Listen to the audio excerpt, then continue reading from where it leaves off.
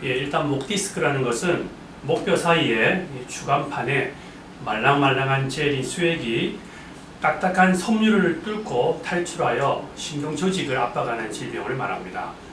목 디스크는 목의 통증뿐만 아니라 어깨, 팔, 손바닥, 손가락까지 뻗어내리는 통증과 전기가 오는 듯한 찌릿찌릿한 저림과 둔한 느낌이 있을 수 있습니다. 목 디스크가 심한 경우에는 팔에 마비가 오거나 지는 힘이 떨어져 물건을 놓친다든지 팔을 들어 올리기가 힘들어집니다. 이렇게 목 디스크는 눌리는 신경의 위치와 정도에 따라서 증상이 다양하게 나타날 수 있습니다.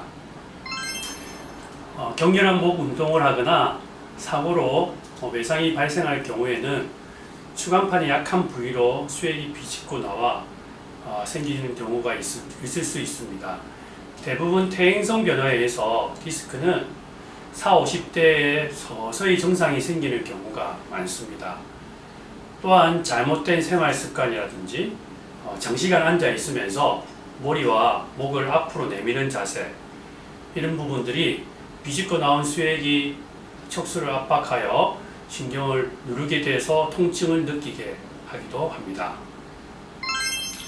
앞서 말했듯이 대부분의 경우에는 퇴행성 병변으로 인해서 나이가 들면서 발생하게 됩니다.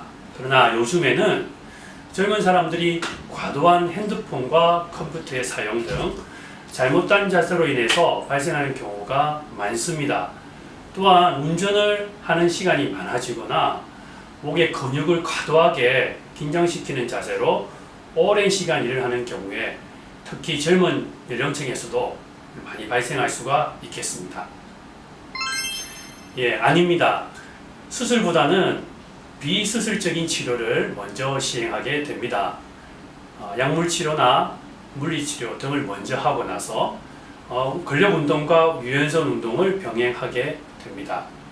보존적인 치료는 디스크에 의해서 신경이 눌려 있을 때 통증을 감소시키고 줄여주고 압박을 받는 신경이 염증 반응을 감소시켜서 보존적인 치료로 증상이 좋아진다고 하는 목적은 있지만 빠져나온 디스크가 다시 원상태로 되돌아가는 경우는 거의 없다고 보셔야 됩니다.